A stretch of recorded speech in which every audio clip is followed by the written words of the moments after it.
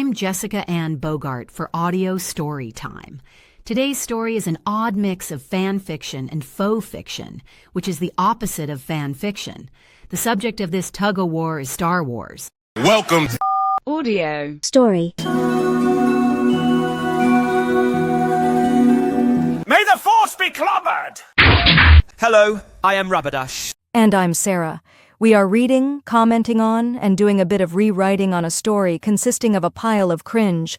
The Star Wars nut pushes the plot, such as it is, along, and Ocean barely has time to think up reactions, let alone come up with other ideas. After their falling out, Ocean's had time to reflect on how she should have handled all the gunk the Star Wars nut threw into this mess.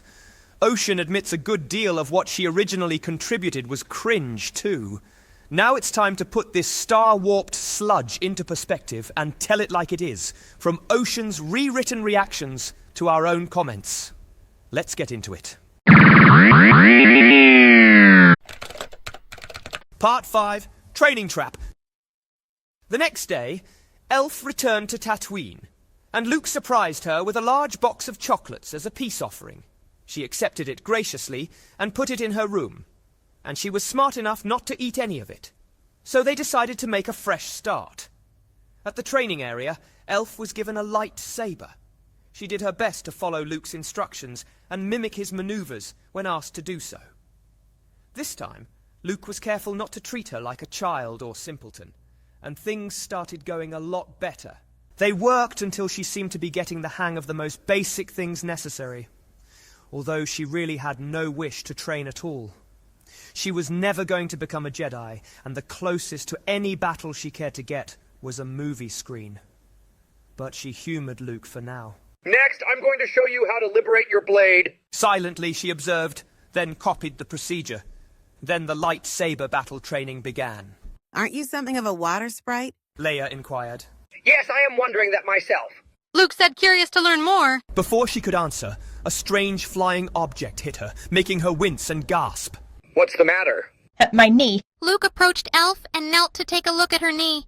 It was bleeding, but it was not too deep. No one told Elf she would get hurt during basic training. This decided her. If she was going to help end Palpatine, if he was even for real, she was not going to be using a lightsaber. She didn't like the idea of using weapons that turned flaming hot in the first place, let alone having random flying bits of target cutting her up. The sight of the blood seemed to remind Luke of something, and he halted the training session. I think that's enough for now. You've done well on your first day. Elf nodded slightly. But I'm going to have to take some blood. What? Why? It is only to check for infections. That doesn't make sense. This is a fresh cut. It shouldn't be infected yet. And do you need a blood test for that? How about treating this cut and calling it a day? It's just a standard procedure for newcomers to make sure they are healthy enough to train. Oh, really? Then why didn't anybody warn me about this and maybe get it done like before this training started? Elf could hardly believe she had to point this out. She knew from the previous day's disaster that Luke was thoroughly Anakinized, and it messed with his brain.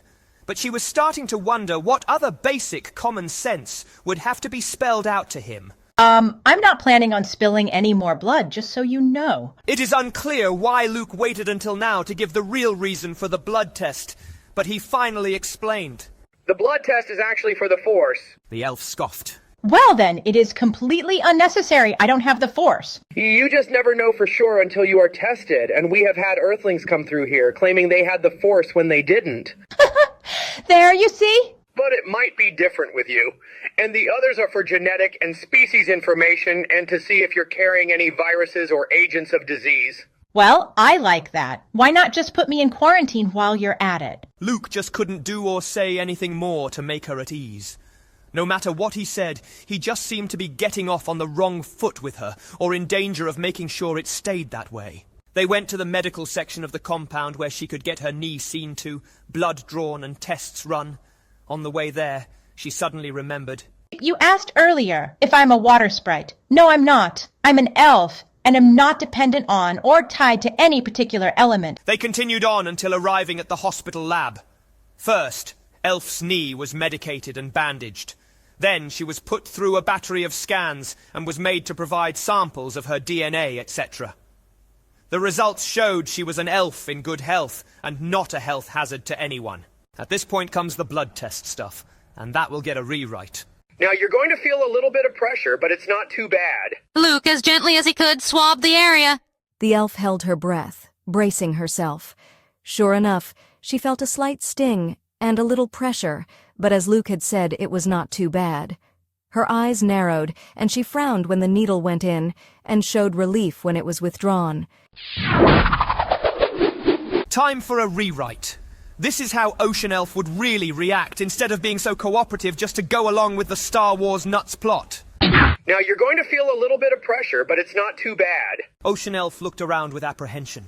Where's the doctor? A doctor won't be needed. I'm taking your blood. The elf recoiled, eyes going wide. The heck you are! Get away with that! You're not sticking me with anything more than you already have!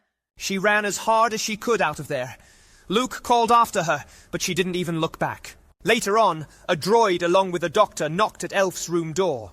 She let them in, and they gently persuaded her to return to the lab to get her blood test done, and they assured her it was real medical staff, and not Luke who would draw her blood. Good. I wouldn't trust that dunce any farther than I could throw him, so it only makes sense Ocean wouldn't want him going anywhere near her with a needle. Who knows what might really be in that syringe anyway, seeing as he already tried to mind trick her the day before. Now the Star Wars fangirl's childishly contrived plot attempts to thicken. The elf returned to the training area, intending to practice what Luke had taught her that morning, and to get better used to the feel of handling the saber. Well, what have we here? The Emperor's grating voice reached their ears. Because Elf would discover very quickly that, much to her annoyance, she was not alone. Luke was there, hiding for the moment. I sense that you are up to no good. What's going on? Where is Skywalker, the one who had to be scrubbed this morning? 1. I don't associate with that lout. It's not my fault he's so sickeningly stuck on me, and has everyone else believing we are somehow together. 2. I don't know or care where he is, as long as he stays out of my way. 3. That scrubbing, or whatever it was, happened 2 days ago. Not this morning, loser! I don't know who you really are, but you got some nerve showing up here, boy. Boy! You must call me your excellency. I am Lord Sidious, Emperor. On your knees, commoner. You will learn what happens to people who presume to tell me what I must do. Mr. Insidious 2.0. There is nothing excellent about you, and you are not emperor over me, no matter how many times you try to recycle yourself. Oh, pardon me, ma'am. I'm just their uncle. I tease them like this all the time. Liar. What? How dare you?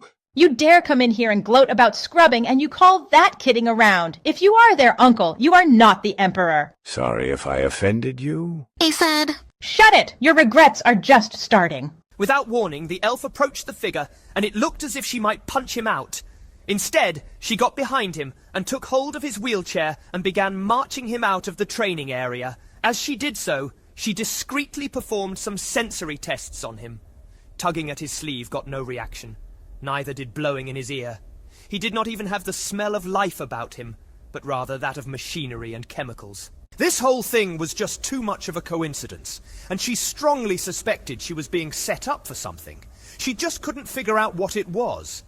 Otherwise, why would Palpatine, of all people, just happen to be in the training area? And why would he know that supposed scrubbing bothered her so much? The real Palpatine wouldn't even know she existed, unless these weird Star Wars characters were actually dumb enough to invite him to the compound and tell him there was a newcomer who was going to try to kick his butt. She noticed Luke and Leia approaching and smiled at Leia. Want to help me take out the trash? Let's do this. He calls himself our uncle. He is not our uncle at all. He is nothing more than a speck of dust and a wicked old twerp. Luke said, but his voice nearly had a shout. Oh, for the love of all things good. Wicked old screw of a twerp, and now wicked old twerp. That makes 4 for wicked old, 3 for screw, and 2 for twerp in this ridiculous plot boiler so far. Calm down now, both of you. The Emperor said, as Elf wheeled him to what looked to be the edge of the balcony. Once again, the fangirl just manipulated things so she could insert her favorite Vader scene. What if the elf was afraid of heights? She would have rolled that trash heap anywhere but the balcony. Oh, but there's a sickening reason for this contrivance. Ocean didn't know just how stubborn and one-track-minded the fangirl was about trapping people into her sad fantasy world when she went along with this. Nor was she all that familiar with Star Wars, having watched that No Hope movie ages ago, and to her it was pretty forgettable. She tried to watch the rest of the original trilogy when still associating with the fangirl, but ended up nodding off repeatedly throughout it. She remembers Vader took his own sweet time to decide to stop Palpatine in the midst of torturing Luke, finally throwing Palpatine down some reactor shaft or something. The fangirl was trying to recreate that scenario, so Palpatine would recall the time Vader threw him over.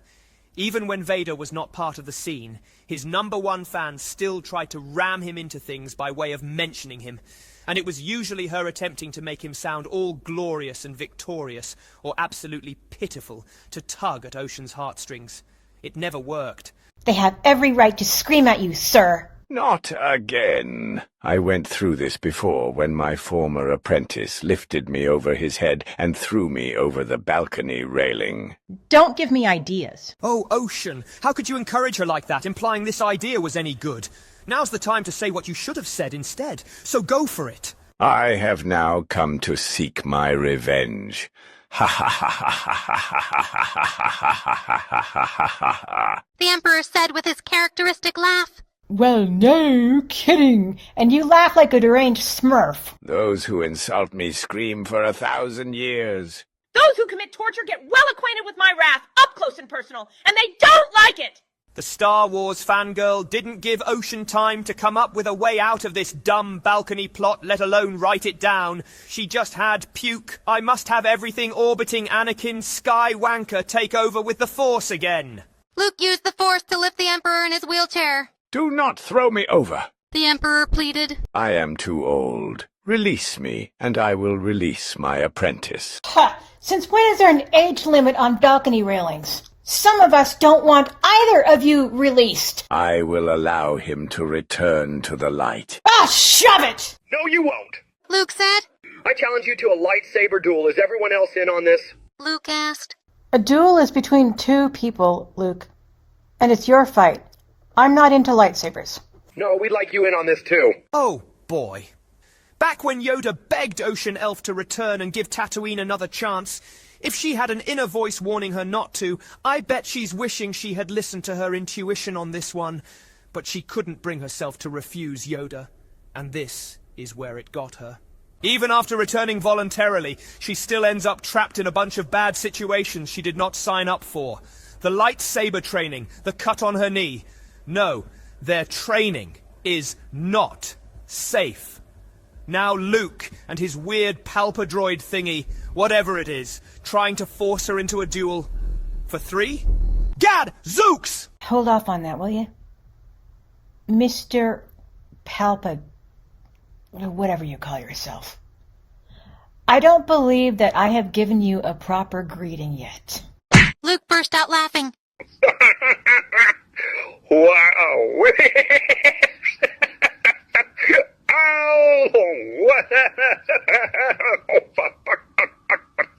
But Leia wasn't laughing. She winked at Ocean Elf, then looked sympathetic as she pointed first to Ocean and then to herself. Nodding back at Leia, the elf was starting to realize this had to be all part of the training, with a droid rather than the real Emperor. It made sense.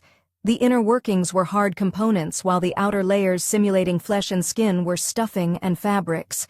Sure, they were soft, and there was some heating system within, but it just didn't feel truly alive. Surely the real Emperor wouldn't just happen to come in and take interest in some newcomer's first day at lightsaber training. Luke's childish laughter was another hint that he saw this as entertainment and a sly way to make her train instead of just experimenting and exploring a lightsaber on her own time. Ocean Elf hid her growing resentment for now, but she had already decided the only one she might continue to like out of all the Star Wars characters she met was Leia, and it seemed as if all the others were crowding her out because they were Anakin Brown-nosers, and Leia was definitely not. Sensing that Elf was injured, the Emperor aimed his lightsaber at her from his wheelchair. I wouldn't do that if I were you. Luke said. Just what is this Palpa thingy anyway? Some kind of humanoid bloodhound? Since when would he sense she was injured unless he saw her knee was bandaged up?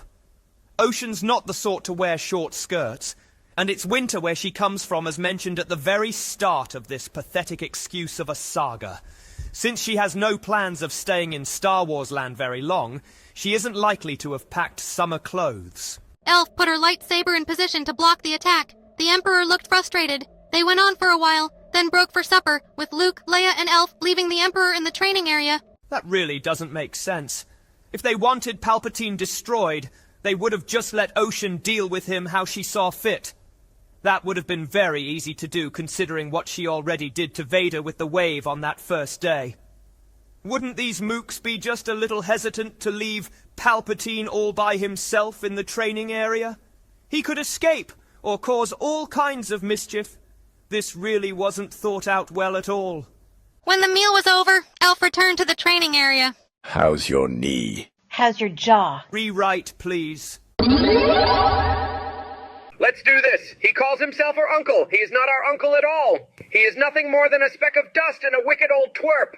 Luke said, but his voice nearly had a shout. Calm down now, both of you. Palpatine said as Elf wheeled him away. Unfortunately for both of them, the chair suddenly seemed to take on a life of its own. It lurched free of Elf and went rambling out of the area and onto a balcony where Luke had run. Elf stared after the chair, and when it stopped, she said to Palpatine, They have every right to scream at you, sir. Not again. I went through this before when my former apprentice lifted me over his head and threw me over the balcony railing. Elf rolled her eyes. Obviously none of you have figured this out yet, but I am not a carbon copy of your Darth Vader, and I'm not going to make the same mistakes he did. So don't worry, Palpatwaddle, I'm not going to throw you down the balcony. I'm going to do something else. Do not throw me over. I challenge you to a lightsaber duel. Is everyone else in on this? A duel is between two people, Luke. And it's your fight. I'm not into lightsabers. Right, I'm done here. Luke, if you want to continue doing the balcony thing, or if you guys want to have a lightsaber duel, whatever, I'm off. If you need me for something other than that, I'll be in my room. Elf left without looking back. Luke and his friend may have lightsabered each other, or maybe they just spent the rest of that afternoon calling each other wicked old screws or skywalkers, but they got absolutely nothing accomplished. Of course, it was the hyper Luke who went to Ocean's room to invite her to supper, but she refused. Next, it was Ben. He had no better luck. Neither did Yoda. Leia had said she'd go see how Ocean was doing, but the others all told her not to worry about it. They would do it. Sick of being pushed aside and feeling as if the others were trying to exclude her and keep her away from the elf, Leia excused herself from their supper, saying she'd rather get a bite from a restaurant or food court instead. They barely even noticed and just kept on eating. It was Leia who got Ocean to leave her room and accompany her to a nearby restaurant. Ocean didn't trust anything they gave her back at the compound. At a restaurant, the food was unlikely to contain drugs or poisons, and she and Leia got caught up on the chit-chat they had been denied by the fangirl and her Anakin suck-ups. When they returned, they were both asked to go back to the training area. Elf had seen more than enough of that place, but figured 2 more hours probably wouldn't kill her, as long as everyone just left her alone and got on with whatever they wanted to do there.